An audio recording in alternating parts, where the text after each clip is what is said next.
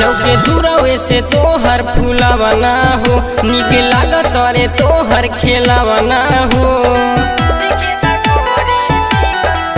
लौके दूरवे से तोहर फूलावा ना हो, निक लागत रे तोहर खेलावा ना हो। तनी हमसे करा लय गोरी नेवा, लड़ी कइये में भैलू जवान।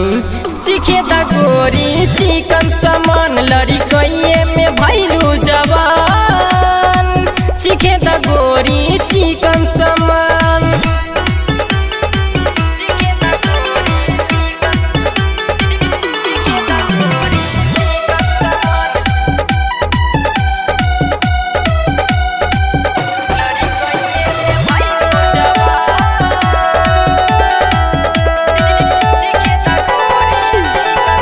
कतलिया दा से देखे लू गोरी, छूटेला दहिया से पानी।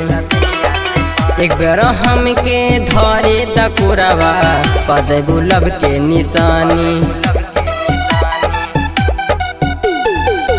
लेके गइल पसीना से दिल, ओठा लाली तोहार, बोला कहिया तू बनबू ये जान। घर वाली हमार कब से जिया पे होई बोला बिहान।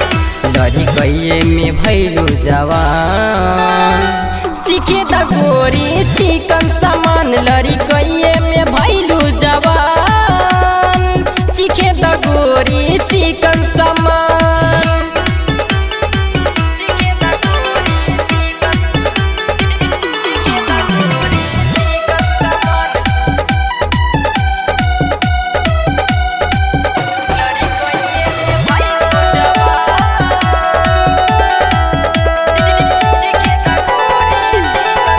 सीना से तोहरा सर के ओढ़निया, खोले जवानी के भेद हो।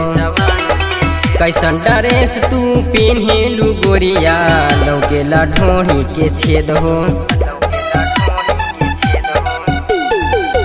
सोनू लुटी है खजाना तोहार, का भागा तारू, बड़े जोखन से न केहू सुतार। का तारू